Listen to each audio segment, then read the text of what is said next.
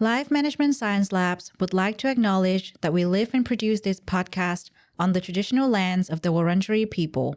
We'd also like to acknowledge the traditional owners of the lands of our listeners and our international colleagues. We'd like to pay our respects to their elders, past, present, and emerging.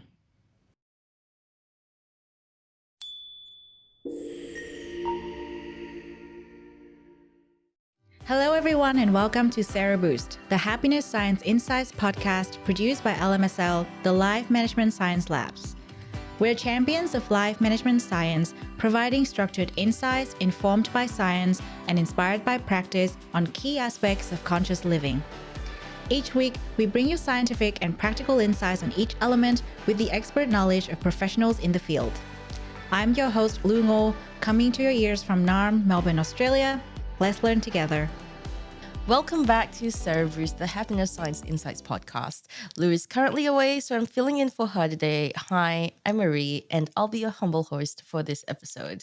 Now, there's a lot to unpack with the intricacies of modern work environments, but one thing remains clear: the power of genuine relationships is unmatched when it comes to cultivating positivity, productivity, and satisfaction in the workplace. So to learn more about just how we can tap into this collective joy, we're picking the brain of a teamwork expert, often nicknamed the teamwork doctor, Liane Davey.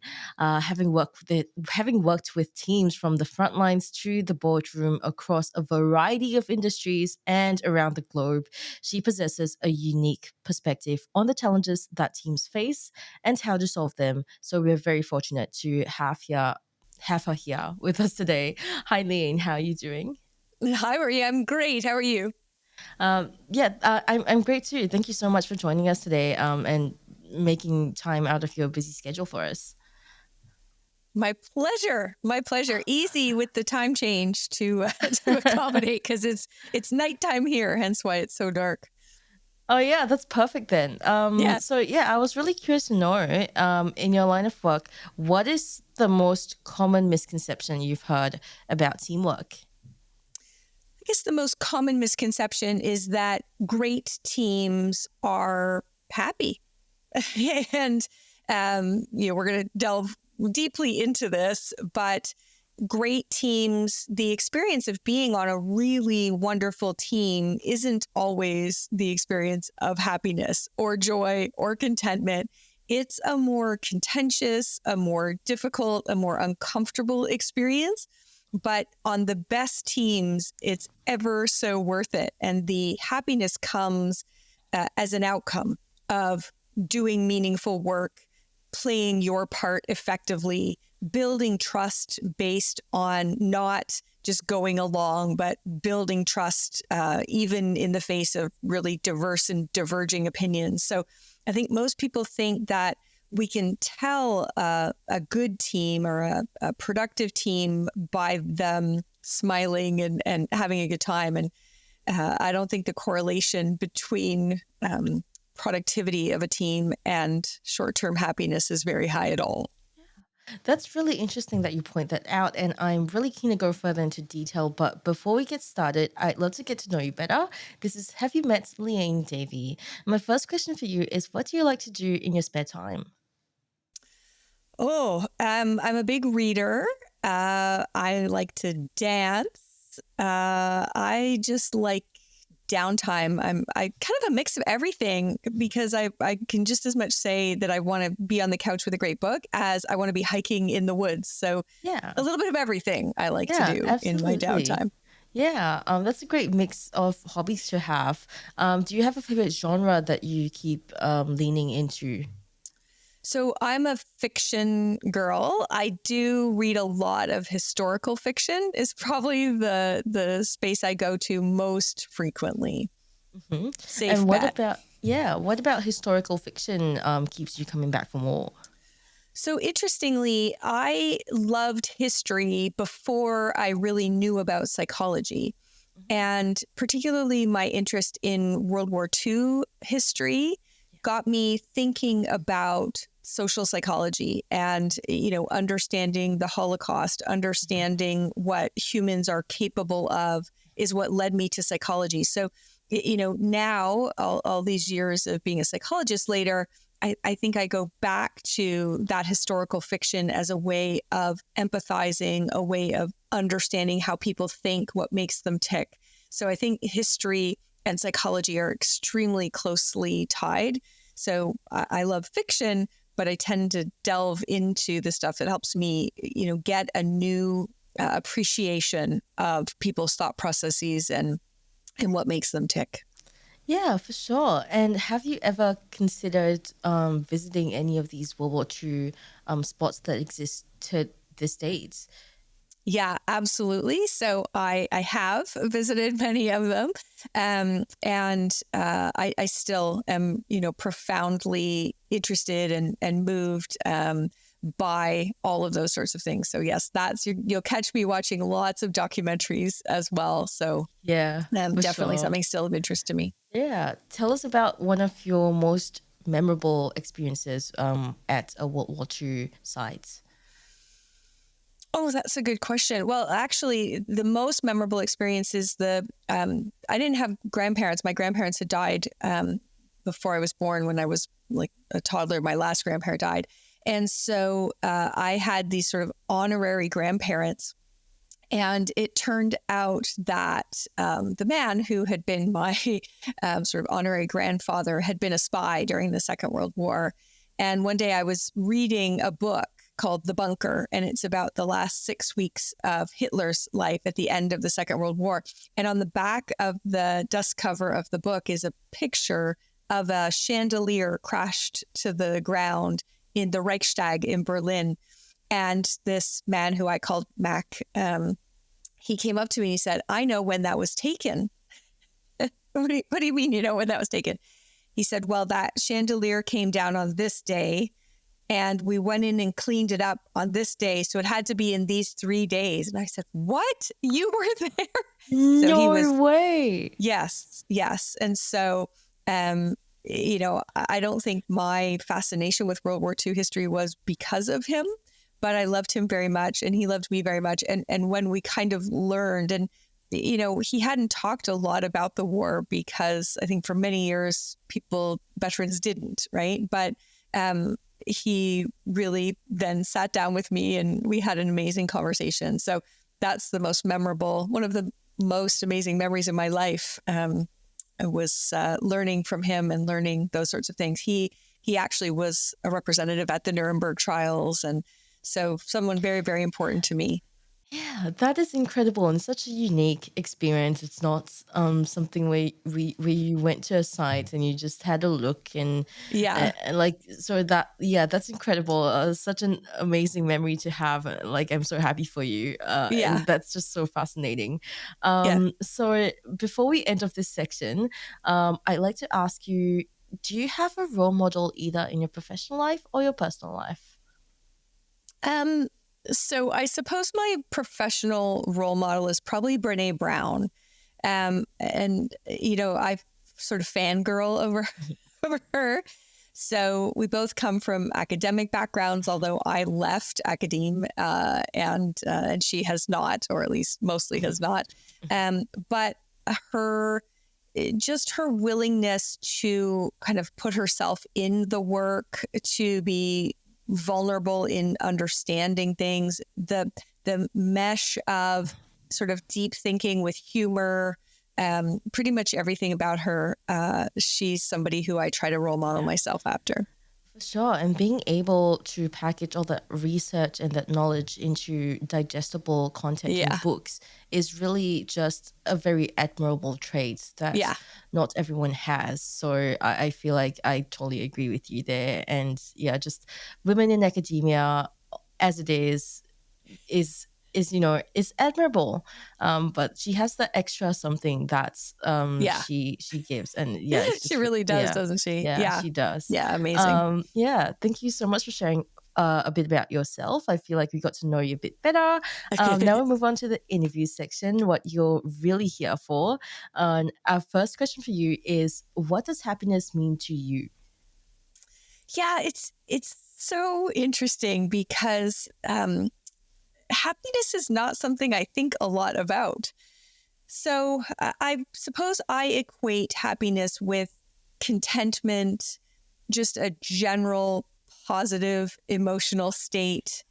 But I don't maybe hold happiness on as high a pedestal as some people do. I don't think it's the ultimate feeling we should be striving for. It's a feeling in a palette of feelings that I notice and enjoy when it comes around. But it's like anything. If you have a canvas and you paint it only with one color, it's not very interesting. Yeah. But I would say positive feelings, contentment, something like that. Yeah, that's probably a healthy way of looking at things, because if you think about it, you can't really truly experience happiness to the same caliber if you don't experience the other emotions as well. So you really need all of them in your life. Well, like, I wouldn't say all of them. Like some people, for example, some people, if you want to get like into the specifics, some people don't really feel envy. Like that's fine. Yeah. Like, but the main few. I'm not one of those people. I definitely feel envy. Relatable. I just like the people who don't feel envy. I envy them. That's Truly. very meta, Marie. That's very meta. Like, what do you mean you don't feel envy? Come on, But what do you think are some misconceptions that people have about happiness? Yeah, I think the big misconception is that it's something that you want to create or that it's the goal in and of itself, rather than it's an outcome of a lot of other things. For me, happiness is an outcome. Happiness is the outcome of investing in relationships and having those moments with people where you just feel that sense of well-being. Happiness is the result of working hard at something that you feel good about. And so there's a satisfaction at the end. But, just striving to be happy, to me, is not a very sustainable path. So with that being said, I'm going to assume that whatever we talk about today, in terms of joy, is meant to be taken in a, like, this isn't going to be permanent and that's okay. Absolutely. And you add a new word, joy. And I think joy is an even more interesting and more fleeting thing than happiness. And joy, even more so when we try and chase joy, we tend to destroy it. And so I think when you try and grasp joy, you squish it, you kill it. So even more so, that joy is something that I think has to happen spontaneously. And then it's really about stopping to notice that it's happening and let it flow. So yes, both happiness and joy, I think, are things that are, they do come sometimes, but they are not the sort of default state of a healthy person or a healthy team necessarily. Yeah, absolutely. And you were mentioning before at the start of the episode about the correlation between teamwork or teams and happiness. Would you like to elaborate a bit more about that? Yeah, I think so. My specialty is in the importance of conflict for effective teamwork. And teams that attempt to be happy all the time have a real challenge, because then they avoid conflict. They, sweep things under the carpet. They work very hard to maintain harmony that is usually a false harmony, which can cause passive aggressive issues, can cause just plain aggressiveness to erupt at some point. But most importantly for the business, causes you to ignore things that need to be addressed. I call that conflict debt. So, the problem is if we go in trying to become happy or stay happy as a team, we tend to get into conflict debt, which causes us all manner of problems as individuals, as a team, and as a business. So really, really important that we not, go after happiness in the moment or try to optimize it in the short term.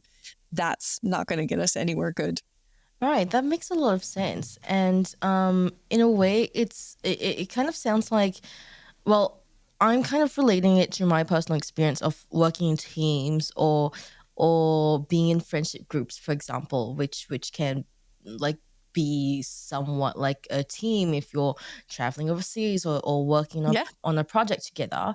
Yeah. And it's always been like if you sweep things under the rug for long enough, everyone's going to be unhappy and you're not addressing things that need to be addressed, like you said, and the things just pile up, and no, like on the surface everyone seems okay with each other, but no one actually is happy with each other. Yeah. And then, Yeah. one person all of a sudden, wigs out and it leaves the trip and leaves you all in the Yeah. lurch. And, hopefully it's not the person who was driving the rental car and all of a sudden Yeah. none of you can get anywhere. But yes, it's a big risk.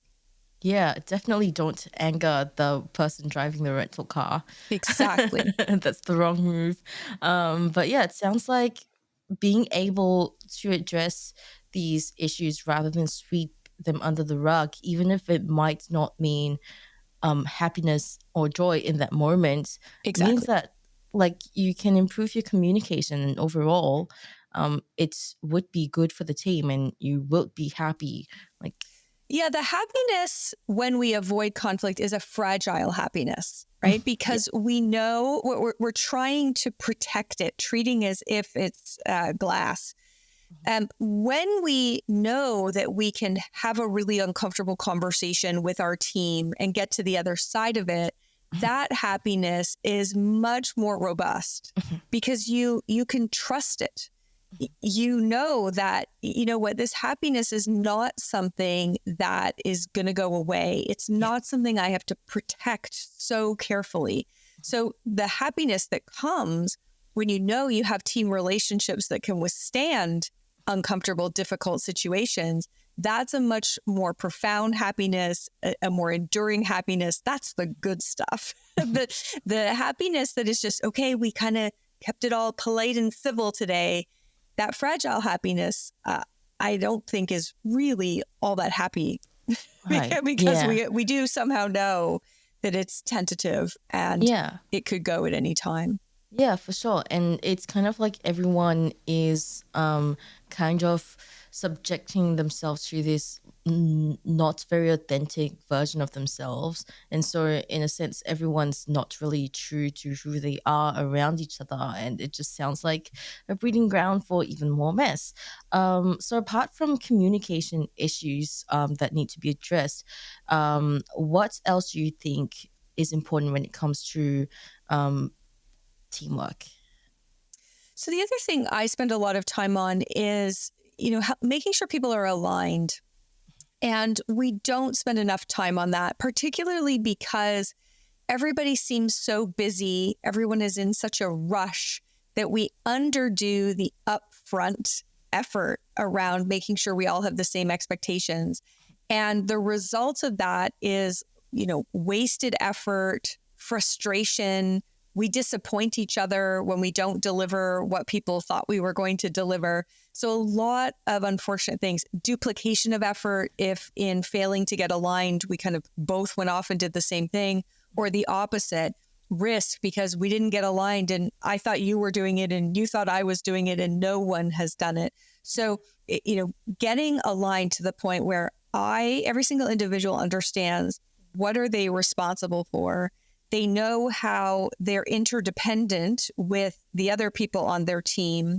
The team knows how they fit with other teams in the organization, and that all lines up to adding the right value for the key stakeholders of the organization. And we shortchange that. So managers tend to be quite poor at delegation. They don't spend enough time talking about what good looks like, setting what I call the principles and the parameters up front. And when you shortchange that, the work you get back is not what you're looking for. You waste time, you waste effort. So it's the second piece I would say is, more investment in getting aligned up front is really critical to an effective team. Yeah, that makes a lot of sense. And I really like what you pointed out about management being able to communicate everyone's roles to them and responsibilities so everyone's on the same page. What else do you think management is responsible for as far as maybe the joy, happiness, or camaraderie of a team? Yeah, so I think creating the mindset and the expectation that this isn't always going to feel good. And that means we're doing it right. So I was with a leader and her team today and helping them understand that they were talking about how do they partner more effectively in the business. And so I helped them understand the difference between healthy conflict, which I talk about as productive tension, and unhealthy conflict, which I talk about as friction. And it was so important for her to help her team get clear on the difference between the two, to talk about where they need more productive tension, to help them, be transparent and candid about where they have friction. So this manager was doing a really great job in helping the team understand what it's supposed to feel like and giving them some feedback about where they weren't leaning into the productive tension or where they were getting stuck in unhealthy friction. So that's a really important role of a manager. Yeah, that's really interesting. And do you think there's an importance as well in celebrating both individuals in the team and team's successes as a whole? Yeah, absolutely. So celebrating success is incredibly important. I would say celebrating noble failures is also very important. So, if we want people to, what I talk about is the expression fail fast makes me kooky. It drives me around the bend because I think it's a terrible expression. The goal is not to fail. The goal is to learn fast and, most importantly, to learn cheap. And so I think it's really important not only to celebrate successes, although it's very important to celebrate successes, but also to celebrate noble failures.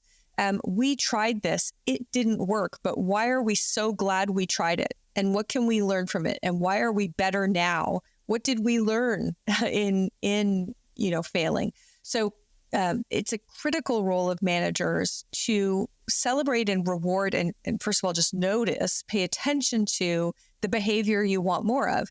If you only pay attention to behavior that is, success, you will tend to extinguish any risk-taking. And when you extinguish risk-taking, you lose innovation and you erode psychological safety. So great managers know how to celebrate both successes of individuals and groups, but also individuals and groups' noble failures as well. So what are some other practices that team leaders can implement to create that encouraging environment, that helps to boost productivity and that innovation? And if are there any that would also strengthen interpersonal connections at the same time? I think team leaders to work on listening as a skill in their team is a great one for strengthening relationships. So I talk about listening in 3 levels. So level 1 listening is really about taking in all the information that's put out there. So listening with not only your ears, but your eyes, listening with an open mind and an open heart. That's level 1 listening. And most of us these days, we're so busy kind of like doing this that we aren't even listening with fully with our ears, definitely not with our eyes anymore, and certainly not with an open mind. So, practicing that when you notice as a team leader that, people aren't paying attention, they aren't making eye contact, they are distracted, stop the conversation. Say, okay, we've lost the plot here. Everybody, put your phones down, close your laptops, let's listen. Level 2 listening is listening beneath the facts and information to understand what are the emotions that are going on. So we know from research done at MIT in Alex Petlin's lab, we know that the greatest predictors of team success, 2 things. 1, how equally people contribute. But secondly, how aware people are of the emotional state of others on the team. That is highly predictive of the team's collective intelligence across a wide variety of different tasks. So listening is not about listening to just the facts they say. It's tuning in to how are they feeling, what's their emotional state. And when you tune in at that level, you can get to the even deeper level of what am I learning about what they value and what they care about and what are they protecting here. And so a team leader can really pay attention to, are people just listening at this very superficial facts level? And how do I model for them things like listening to the emotional tenor and then modeling for them this act of kind of hypothesizing, asking, it sounds like for you, this is about X. Is that right? What are the implications of that? So that's level 2 listening. And if we go all the way to level 3, which is a lifetime's work, level 3 listening is when we stop listening to the voice inside our own heads and make sure that we're listening to the other person. So when someone is talking, very frequently our own internal narrator is yammering away. And, sometimes it's in a very negative way, like they're judging the other person. I can't believe he said that. Sometimes the inside voice is defending. I don't do that. That wasn't me. I didn't do that. But sometimes that internal voice is even empathizing or identifying with the person who's talking, thinking like, oh, I know that totally happened to me too. And I know exactly how you feel. And every one of those is a form of not listening. Even when we say, I really identify with you or I empathize with you, it still means you're listening to your own story, not to theirs. So a manager that understands these 3 different levels of listening and, does skill building, facilitates conversations to promote level 3 listening is going to get an amazing team as a result, because the caliber of the communication is going to go up very rapidly. Yeah. And is there a way at all to tailor that approach of listening to larger teams as well as intimate ones?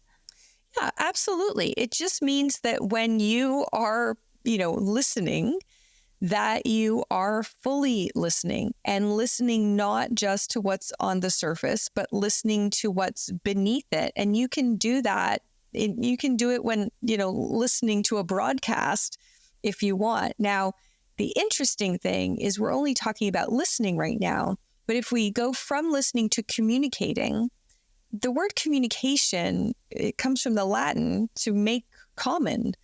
And so we often think that we can communicate as a one-sided behavior, and we can't. So, good listening is half of the equation. The next thing we want to do is get to the point where we can engage with the person, show them what we heard, tell them how it's changed our own thinking, ask questions to clarify so that we slowly become, common, have a common understanding. So, practicing these skills, first effective listening, but then the interplay so that you go back and forth as we slowly come to a common understanding. That's where you're going to, and again, you're going to get happiness as an outcome of that. When I force teams to work on this, and often I will make 2 people go back and forth 4 or 5 times because it takes that many times for them to hear each other. When it finally works, when the person finally says, I think you're saying this, and they get it right, that is joy on the other person's face, because we are so unaccustomed to being heard that it is so rare and so joyous that often people let out this reaction that's very funny. They'll be like, yes, it's a little bit When Harry Met Sally kind of thing. It's like, wow, it's been that long since somebody really took the time to hear you and understand you and speak your truth. before trying to ram their truth down your throat. So if we want true happiness and joy that's a result of real connection on a team, working on our listening and our communication skills, there's no better place to start. Yeah, absolutely. That sounds amazing. And what advice do you have for applying them to remote or virtual teams? It's a bit harder sometimes to get everyone in the same room if you don't have like daily online meetings. And even if you do, sometimes it's hard to really read the room as it's physically distant. It's very difficult. Well, this may be interesting. Some new research suggests that if you really want to make a strong connection and listen with the purpose of empathizing and creating a strong connection, the telephone is better than a video call. So it seems like perhaps there's a lot of interference in a video call. There's a lot of interference that comes from reading facial expressions and gestures. And when we go to the phone, our empathic accuracy, they call it, goes up. So in just listening, really tuning in to what we're learning from the pitch and the tone of a person's voice, these sorts of things are allowing us to make a stronger connection and be more accurate in what we understand the other person's emotional state to be. So one thing for remote teams is turn off the cameras sometimes, go to audio only. There's a lot we can get from it. So I would really encourage that. Yeah, that's really interesting because I feel like in a lot of virtual teams that I've seen, or like at least even during classes as well, like during uni, it is preferred that everyone's cameras are on. So that's a really interesting different perspective. The cameras on thing is so interesting because I think in many cases that's being done to serve the person who's transmitting. It's not fun if you're a professor, when I'm giving a speech, it's not fun when I can't see anyone. I will admit that. 100%. But if I'm not trying to be selfish about it, if I'm trying to really optimize the experience for the person listening, if they are listening, they're going to do a better job with their camera off. So I need to get out of my own way. I think the other thing is we make all these assumptions that if the person's camera's not on, they must be doing other things. They're checking their email, they're working on something else, which immediately says, I don't trust you to make good choices about how you spend your time. So we're already eroding the trust and the relationship from the very beginning with that statement. So there are times when having the camera on is better. There are times when we're having contentious conversations where we really want to see, people's facial expressions and gestures. But there are many times when we're working on things, when we're trying to empathize, that it is better to have the camera turned off to reduce the eye contact. So I really think one of the challenges is that managers are not being trained based on research. They don't have evidence. So they just go back to old paranoid. Microsoft released a study a year ago or so that said 85% of managers are paranoid that their remote workers are not working. And I think that paranoia is still in effect. And so people are too afraid to turn off the cameras. So I think we need to turn on the cameras when it makes sense. If we were sitting around a table talking to one another, it would be very weird if we couldn't see each other. That's the time when you want to turn the cameras on. But if we're working on something, or if we're having a very emotional conversation where we might naturally want to do that without making a lot of eye contact because it's very sensitive, those are times to say, why are we putting the cameras on? It's detracting from the quality of communication. Yeah, for sure. And to add to the point of like not needing to have the cameras on all the time, from the perspective of someone who has to sit in meetings and have the camera on sometimes and stuff like that, having the camera on sometimes will make you a bit more distracted with wondering how you look because you're like, you don't know how many people are looking at you at whatever point. So Right. the whole time you like, it's at the back of your mind, it's nagging at you, being Yeah. like, oh, make sure like you don't look off, or like your Right. hair is not weird. So having the option to be able to turn your camera off sometimes would really help with. And I think there's two different options there. So, one of the things is turn off your view of your camera. That doesn't mean you should turn off everyone else's view, right? So if we're sitting in a meeting together, everyone can see you, but you can't see you. So, Teams and Zoom and all these things have ways of saying, I don't want to see me. I want to see everybody else, and I'm okay with them seeing me. So a lot, as you say, Marie, a lot of energy and, brain space goes into managing our own image and monitoring our own image. So you want to turn that off so that you don't have to deal with that. It's very unnatural. It's like sitting having a conversation with people in front of a mirror. It's very weird. Yeah, for sure. Because when you're in a conversation with someone in real life, you're able to see who's looking at you and who's not. So that takes a lot of the weight off of it. So yeah, before we end off the interview section, my last question for you is, what is one of the biggest challenges that teams face in trying to strengthen their social bonds, and what advice would you give for that? I think one of the biggest things is that we think that trust. Okay, we have this asymmetrical view of trust. So if I say to somebody, why don't you give them feedback about how their behavior is affecting you? They'll say, oh, well, I don't want to ruin our relationship. I don't want them not to like me or trust me. And then I say to them, well, who are the people who you really trust and value? And like, oh, the people who, tell me the things I need to hear. So why is it that you value people who say the hard things, and yet you think they won't value you? So we have this kind of false sense.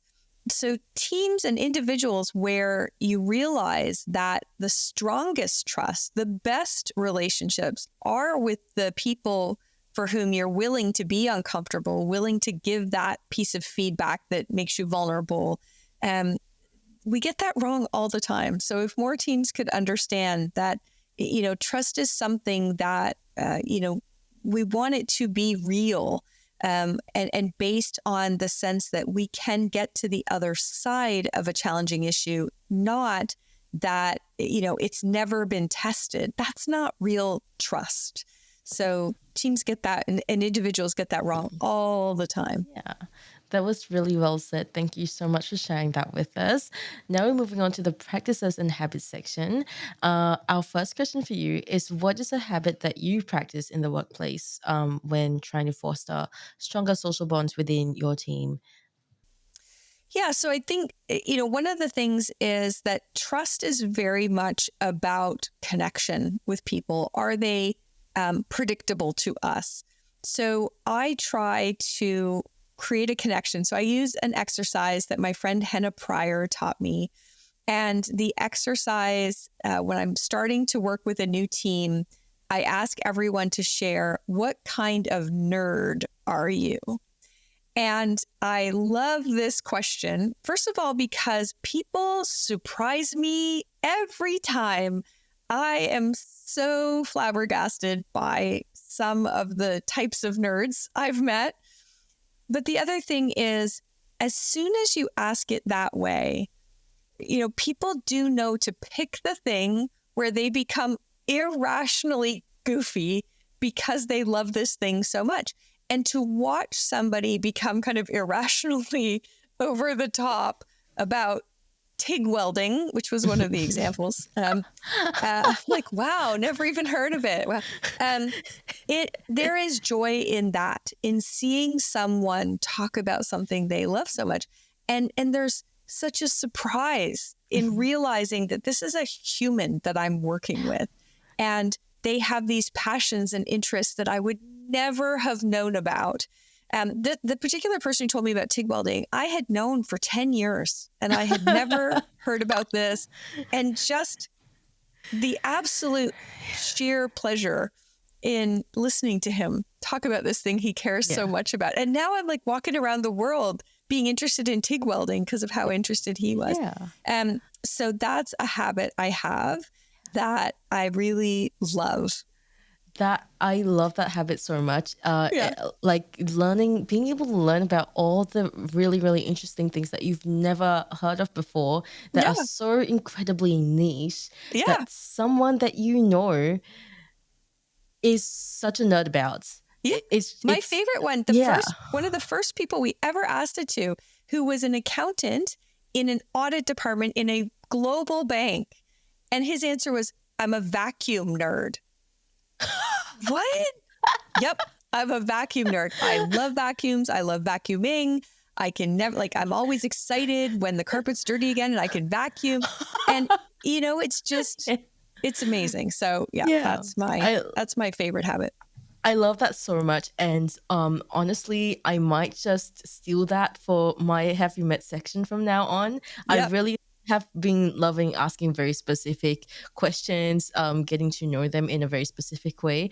But this nerd thing is just, that will get right to the bottom of who they are.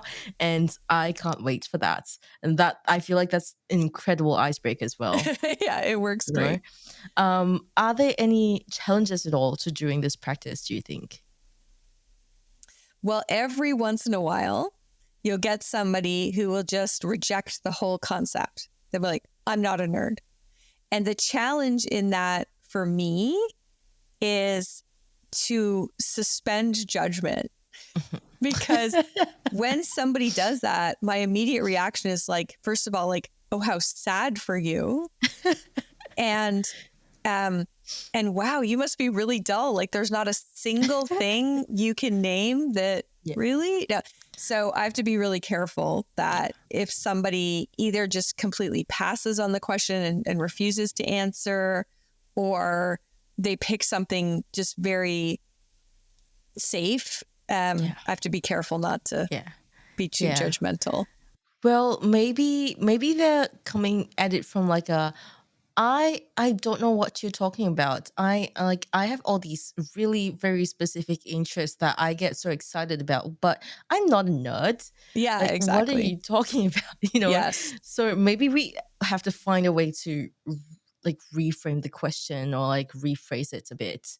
We'll talk about this after the podcast, me and you. Let's brainstorm this. So would you recommend this practice to everyone? I'm kind of feeling like the answer is probably leaning towards yes. Well, if you want to, don't do it if you're not interested. I think the reason it works for me is because it gives me joy, and they can see on my face that I am genuinely fascinated by, what I'm learning.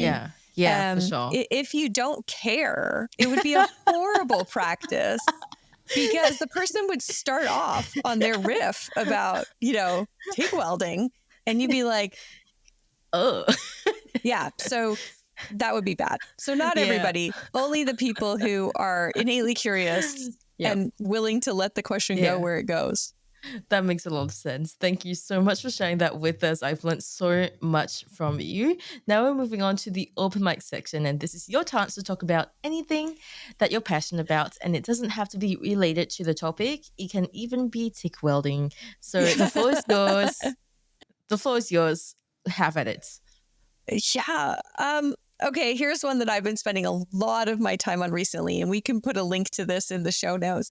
Yeah. I've just released the ultimate guide to giving and receiving feedback.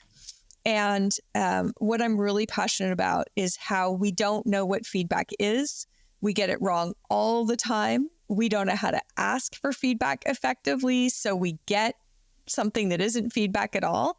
So let's just do a quick primer on feedback. So feedback is novel information about how your behavior impacts someone else. And that's a very specific thing. And mostly when we ask for feedback, what we get back is judgment, not feedback. So we get, this wasn't very good. You were too rushed. It was amazing. None of these things is feedback, because they aren't describing your behavior, nor are they describing the impact it had on them. So the problem is when we judge people, if it's positive judgment, which is praise, there's nothing in it. Like, what did you think of my presentation? It was awesome. And it's not constructive at all. You have no idea what to do more of, what to do less of. And if on the other hand, it was judgment, it was boring, negative judgment, which we would just call criticism. Again, I don't know what choices I made that didn't work for you, and it's not constructive. So we really, really, really need to learn how to give feedback in a way that's actually feedback. And then part of that is to learn how to ask for feedback. So I talk about this in a baseball metaphor. I'm not a baseball fan, but if you know a little bit about baseball, you know that a person throws a very hard little ball at you at about 100 miles an hour. And you can guess that you want that ball to go kind of where you're expecting it to go and where you have lots of padding. You don't want that ball to come at you at 100 miles an hour at your head. And so I refer to how to ask for feedback as the strike zone, which is that little region in a baseball, between your knees and your thighs and your shins, where it's safe for the pitcher to pitch the ball. So what you're doing is you're saying, look, this is the area I'm working on. So I may be working on being more strategic. And then you say, my strike zone right now is I'm working on being more strategic by taking a longer time horizon. I feel like I'm always thinking about this week, this month, this quarter. So you have a developmental area, you have a strike zone, and then you can say to somebody, we're going into the team meeting tomorrow. I'm working on being more strategic and particularly working on lengthening my time horizon. In the meeting tomorrow, could you pay attention to how I answer the questions and just make note of, how the time horizon I use is make you think about me as strategic or not strategic. I'd love to hear how that lands with you. When we establish a strike zone and we're clear on this is what I'm working on, and we ask the person for feedback about something specific, we also set it up to say, I want feedback. I want to know how my choices impact you. Then all sorts of things are better. First of all, we're not asking for feedback after the fact, which tends to leave people going, okay, I'm trying to think of what you said in that meeting. And memory is very biased. And so we're probably not getting anything good, right? If we just say, could you give me some feedback about how I was in the meeting? They may pick some topic that you were not ready for, not working on. They throw that fastball at your head. And you protect and you defend. So there are a lot of reasons why, we need to be better at feedback. Dr. Tasha Eurich's work shows that only 10 to 15% of people are actually self-aware. And the only way to become more self-aware is to find out how your behavior is impacting others. And feedback is the tool to do that. So we really need to get better at feedback, but we're not going to get there by just saying, hey, could you give me some feedback? We need to know, what are we working on? We need to establish and communicate that strike zone so that people can give us better quality feedback that we're ready to take on board and use and make better. So I'll share the link, but in the Ultimate Guide website, there's a little tool that asks you, what's the message you're trying to communicate? And then it helps you understand, is it feedback that you want to give, or is it coaching or instruction or advice? So it helps you with that. And then if it is feedback, it actually has a thing to help you craft a really good piece of feedback. So we'll give that tool out. Everybody can give it a try because that's something I'm so passionate about. We will not have healthy teams and we will not have happy teams if we can't get better at communicating with one another, how one another's choices impact us. So feedback is something I'm pretty passionate about at the moment. That sounds like an incredible project. Thank you so much for sharing that with us. The number of times that I thought like, I wish the feedback that I got was a bit more specific. Like, what about this thing? But I never said anything. It's just, uncountable. Yeah. So I'm sure this will be helpful for me Yeah. and for many Practice other the strike zone people. and let me know how it goes. I think you'll get way better feedback. I definitely will. So thank you so much, Liane, for joining us today. If our listeners want to find out more about you and what you do, where can they go? Yeah. So 2 main places. So lianedavey.com. And we'll put the link to the Ultimate Guide to Feedback on that site so that you can get that. And then if you want to chat, I talk about LinkedIn as my LinkedIn couch. And my goal is to have the LinkedIn couch where the most important conversations about work are happening. So, come connect with me, come sit on my couch, and let's talk about some of the most important things that we need to be talking about to make sure that we're happier, healthier, and more productive at work. That is so cool. I love that. We'll link those in the show notes. Thank you everyone for tuning in, and we'll catch you in the next episode. You have been listening to Sero Boost, the Happiness Science Insights podcast produced by the Happiness Science Labs, a division of LMSL, the Life Management Science Labs. More episodes are available from 10 life management perspectives and can be found by searching LMSL on Apple Podcasts, Google Podcasts, Spotify, YouTube, and other podcasting apps available on your devices. If you enjoyed this episode, please rate, share, and subscribe to our channel so that other people can find it and we can continue to provide quality content. More of our work can be found on our website, ha.lmsl.net, where you can join our movement. I'm Lu Ngo. Thanks for tuning in.